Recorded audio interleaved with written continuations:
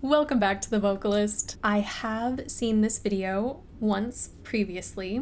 It popped up on my homepage when I was on YouTube one day and piqued my interest. I think I made it like a few seconds in and thought I should stop now and save this for a first time reaction, but I didn't want to. I wanted to watch the whole thing through and it blew my mind. Prior to watching this video, I had not heard Mariana's Trench, so there's definitely a rabbit hole in my future. But for today, I wanted to talk about this performance because he does a lot of insane vocal acrobatics and it got me excited. So here we go. Something has changed within me. Something is not the same. I'm through with playing by the rules of someone else's game. It's too late for second guessing. It's too late to go back to sleep. It's time to trust my instincts. Close my eyes and leave. It's time to try defying gravity. I think I'll try defying gravity. You can't pull me. I'm through accepting limits. Sorry, I'm getting emotional. I have goosebumps. This is so thrilling to me. I've heard this song countless times. Partially because I was obsessed with the musical when I was, in high school, and then it's still on Broadway. It's still a relevant musical. Lots of singers are still doing these songs, and so I hear it in coachings, and this take, what he did with this song, just, I don't know, it got me so excited. Obviously there are 15 minutes before this where you get to see his creativity at play and how he put together this arrangement. So definitely go watch that. But I'm going to try and focus on the vocals, which I also find unbearably impressive. So there will be lots of stopping and starting. Maybe if you don't want that, go watch the video first so you can see like the whole thing. But here we are, back at the beginning. Something has changed within me.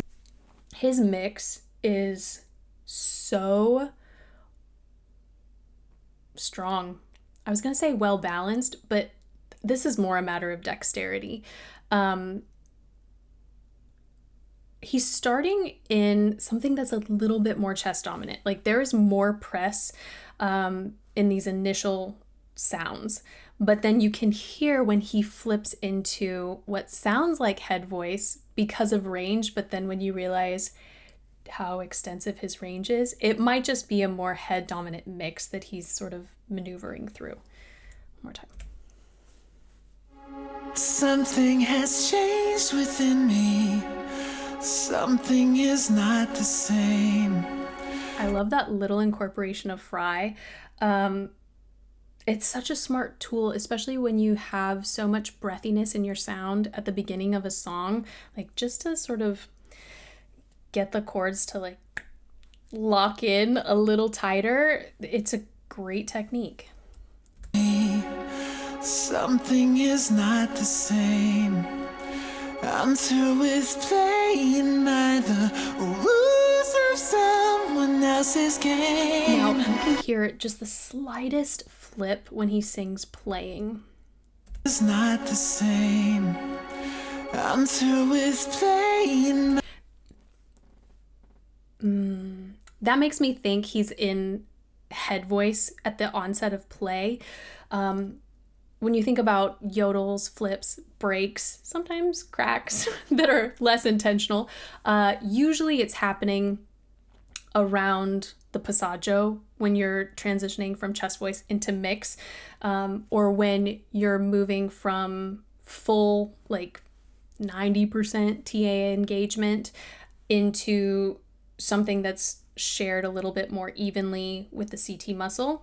And then we have another passaggio between mix and head. And so when you're releasing one muscle really quickly, sometimes we get that yodel effect. I say yodel because I feel like it might be the nicest term because it sounds the most intentional, but any kind of flip like that, intentional or not, like it's usually happening in the larynx with muscles. And so you can hear that tiny little flip happen, which makes me believe he was going from head voice into something more mixy. Is not the same. I'm through with playing by the rules of someone else's game.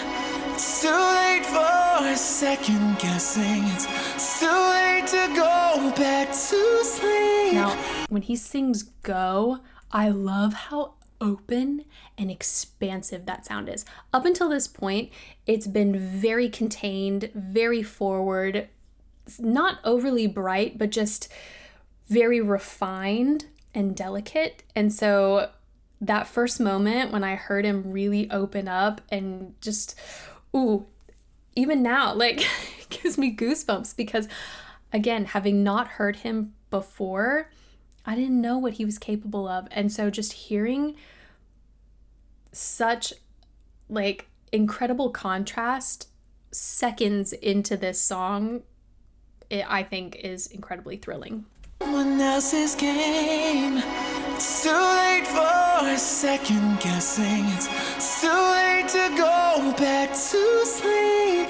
It's time to trust my instincts. Close my eyes and leap. It's time to try defying gravity. I think I'll try defying gravity. You can't pull me. I'm through accepting limits, 'cause someone says they're so. Some things I cannot change, but until I try, I'll never know. Sorry, we're going back to that transition because I think musically, again, brilliant. Like, to create this techno vibe in this song, it's so clever. I'll try defying gravity. You can't pull me. I'm through accepting limits, 'cause someone says they're so. Now, says that little maybe it was a turn. Accepting limits, 'cause someone says they're so. Yeah, just tiny exhibition of agility, I think, is so clever. And I especially appreciated that because this song is generally very closely aligned with a lot of belting. And it's really hard, unless you're like unless you're fully belting and using a lot of air. Let me rephrase this. Agility at this particular dynamic level, with this much restraint and still with a decent amount of press, is incredibly challenging. It takes a lot of dexterity. It's much easier to be in a full belt with lots of press and lots of air pressure to sort of fuel riffs and runs and turns, etc. But he's not there yet. He definitely like has moments later where we get to hear so much more of his sound, but the restraint that's happening right now with press, with the agility, I'm just like in awe. I love it. I love it so much. Gravity, you can't pull me. I'm through accepting limits, 'cause someone says they're so. Some things I cannot change, but until I try, I'll never know. Too long I've been fainted, losing love, I guess I'm lost. Well, if this love comes that much too high,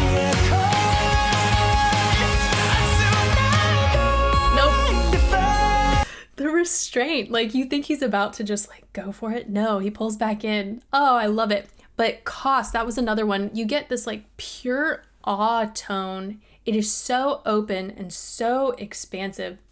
And I would imagine, let me think about how I form words in my mouth. If you think about vowel modification, the way we shape vowels with our tongues, where vowels sit in the mouth, all of these things, ahs and ahs are so helpful when we're singing super high because everything is sort of taken away. Now, you're not depressing the tongue. I mean, some people can and do, but ah, I mean, I've talked about that Italianate smile before, or like biting the apple. You're able to utilize height in your sound as opposed to doing like, oh. That is when those like vowels that are further back and lower, those are the ones where we tend to like have some tongue tension or depress the larynx. Whereas there's so much lift in that sound, obviously including the soft palate if you choose to, but the tongue is out of the way as opposed to something like E where the tongue has to sit really high. So we're getting all of this, it's just like the perfectly balanced sound that we all love. You know, we get both the backspace and the forward brightness.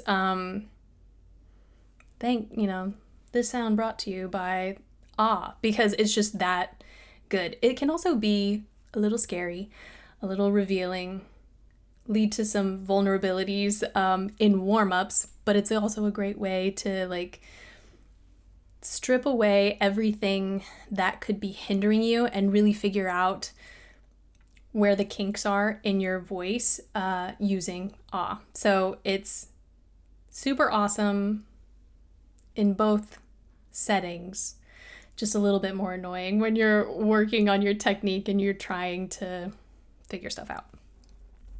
I don't even know where to go back to. I just want to listen to it all over and over. One says there's some things I cannot change, but until I try, I'll never know. So long I've been afraid of losing love, I guess I'm lost. Well, if that's love, it comes at. So if it's love, it's all sitting still very high. Now, brace yourselves. I guess I'm lost. Well, if that's love, it comes at much too high. You can hear the fullness in that sound, especially in contrast with what we heard before. Both glorious, beautiful sounds, but there is something so satisfying about his tone when he just like releases everything. Much too high.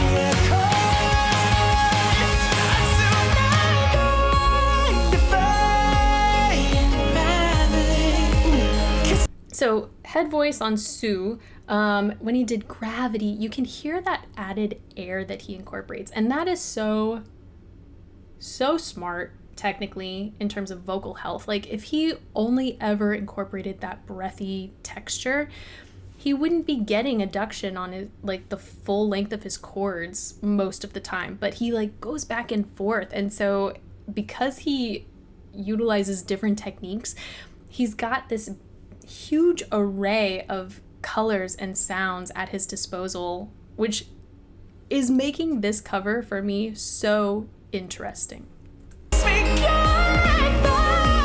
Shame on me. See, I get so excited about everything he's doing, but then I forget what's coming next. So we're getting into that. Here we go. I'll be quiet.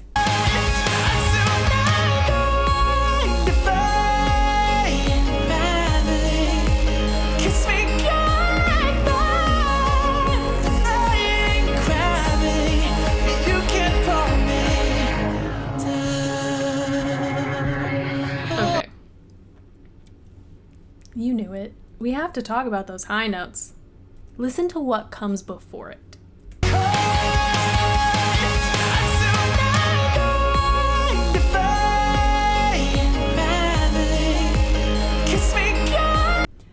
Gravity, we heard that breathiness.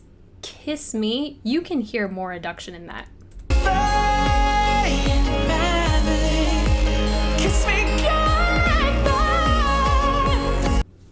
So I don't know the full extent of his range, so I can only conjecture at this point. What I do know with regards to vocal technique, I talk about, many coaches talk about the TA muscle. That's the one that's connected to your cords. That's the one I'm using predominantly right now as I speak to you in chest voice. As we ascend, we can stretch the TA muscle alongside the stretch that happens with the CT muscle. So as we thin the cords, as we change pitch, the TA muscle can join the party. However, there comes a point in every person's voice where the TA muscle is done. It's tapped out. It says no more. I will not be a part of this any longer. And so the CT muscle is doing most of the work because there's a lot of stretch on the cords on those high notes. When we talk about a head dominant mix, that TA muscle is still involved. It's still helping create press and firmness so that we get these beltier sounds. When you hit head voice, we have to change things around a little bit so that you can get the higher notes but make them sound like they're in a mix. I need to listen to this again to even think about what could possibly be happening here. In order to do that, oftentimes it does still require a lot of air pressure. We eliminate vibrato. We use resonance to sort of shift the sound a little bit so that it matches better. Let's hear it again.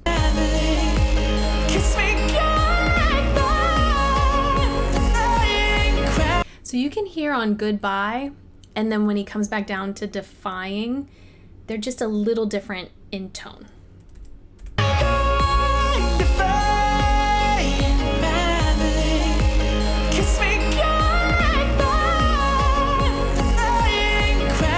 I think Defying definitely has more TA engagement. Whether or not there's TA engagement in those top notes, I don't know, because I don't know his range. I don't know where that sort of cap is for him. But I love how beautifully it matches. Whether that's a head dominant mix or he's primarily in head voice, he's still making those higher notes match the chest dominant sound we're getting as he descends. One last time.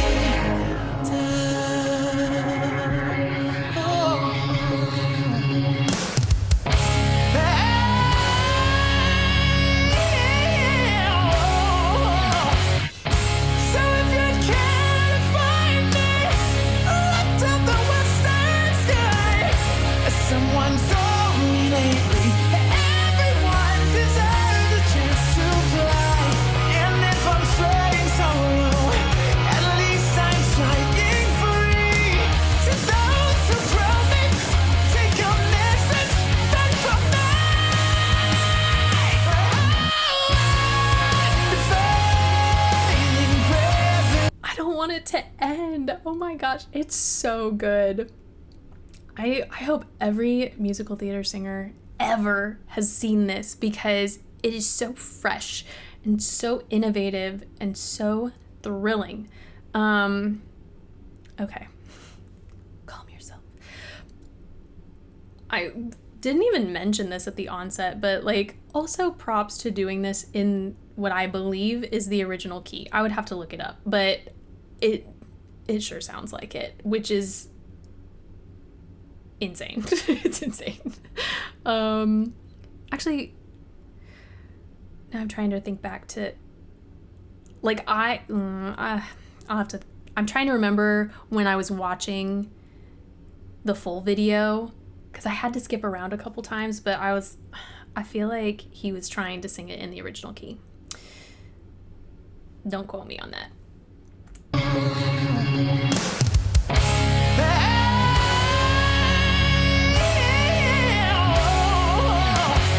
That riff, oh my gosh, gorgeous. I love how stylistically he just put this song in a completely different universe. It's so cool to me. And we also got a little bit of added texture from him vocally, so that helped kind of convince us of the style change.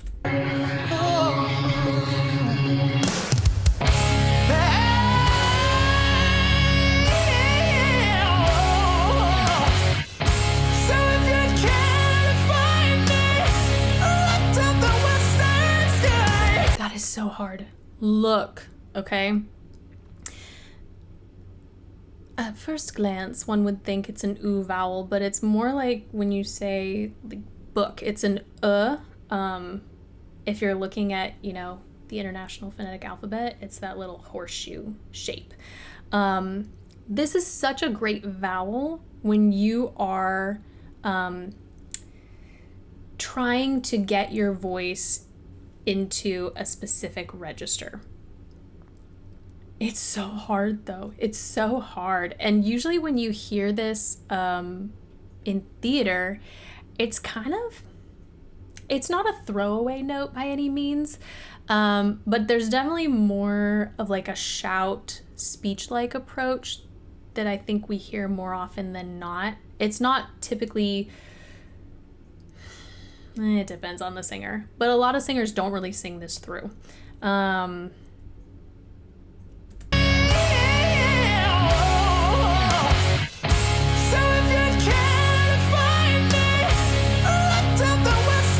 He hung out on that L so much. That's so hard to do because shaping the vocal tract in order to make an L sound, you're closing off so much and the root of the tongue is so active. I'm just so impressed. Again, especially given the range that he's in right now.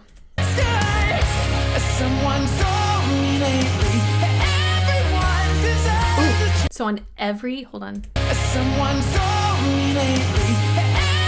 You can hear that glottal onset, which is giving more press to the chords and giving that chestier sound, even though we're in the rafters at this point. Someone told me lately everyone deserves a chance to fly, and if I'm trying so low, at least I'm flying free. To those who promise, take a message back from me.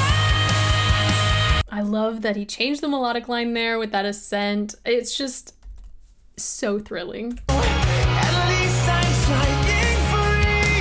To those who promise, take a message back from me.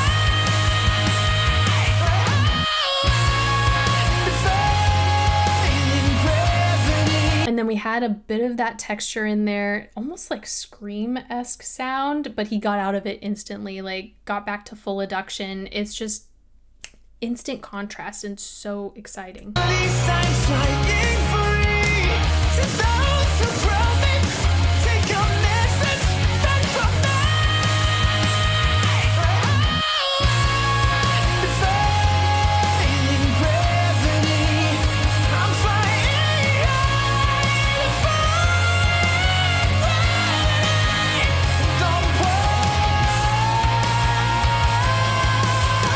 Don't nobody in all. Sorry, I promise we're gonna finish this, but I want to hear that again.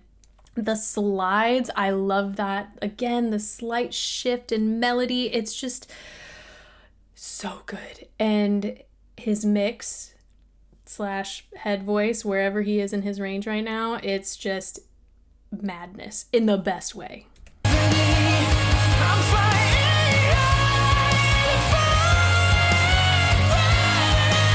It's so smooth, even that slight turn.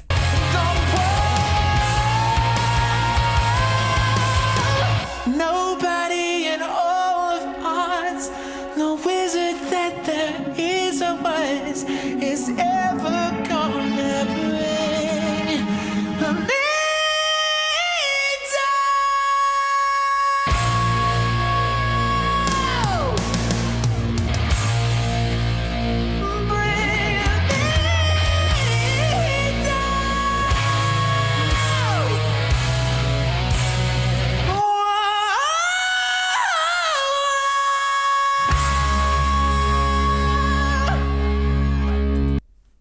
honestly. I feel like I have no words. I feel like I wanted to say something. I don't remember what it was because I'm just, we're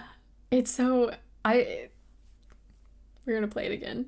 So I stop just fumbling over my words.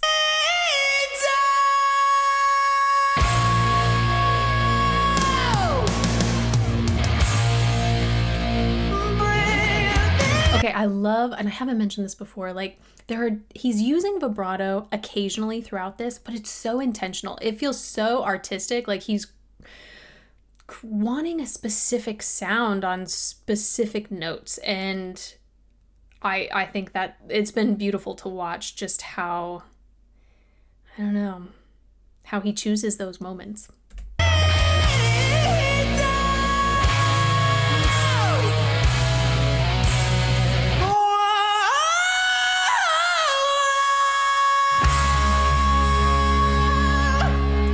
I love on that high note, he used a slide.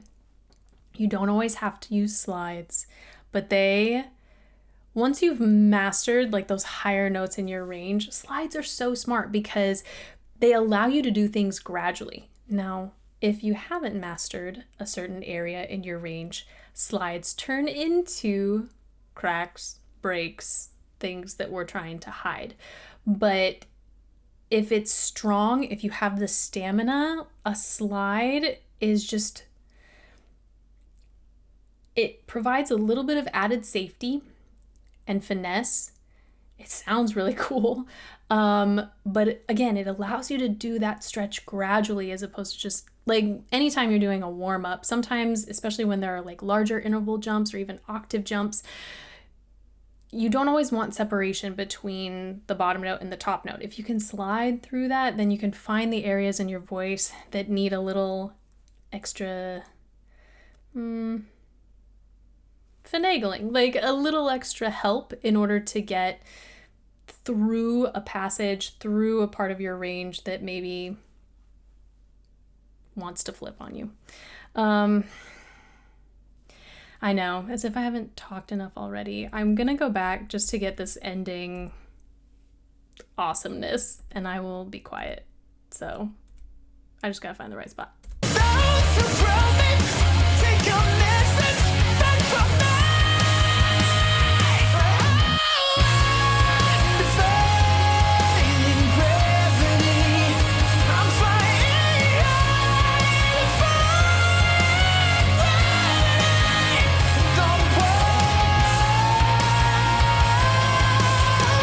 Nobody in all of Oz, no wizard that there is or was, is ever gonna bring me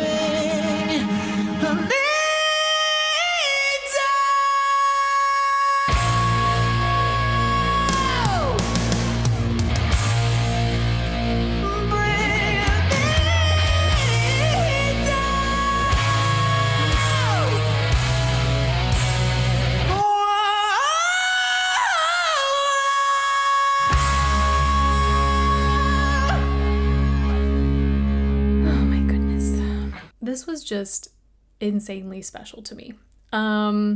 It took me back. I remember like being on a high school choir trip and seeing Wicked for the first time, and this moment in the musical, and just being so overwhelmed. And sometimes, you know, you hear something over and over again and it loses that sparkle, but this just like, I don't know, gave me goosebumps, made me emotional, like, and got me excited. How cool would it be if he, you know, got together with Steven Schwartz and they like did a version of Wicked that, you know, had this rock, pop, punk flair to it. I mean, it was brilliant. I think my next step is to listen to some songs from Mariana's Trench. If you have any recommendations as to where to start, please let me know.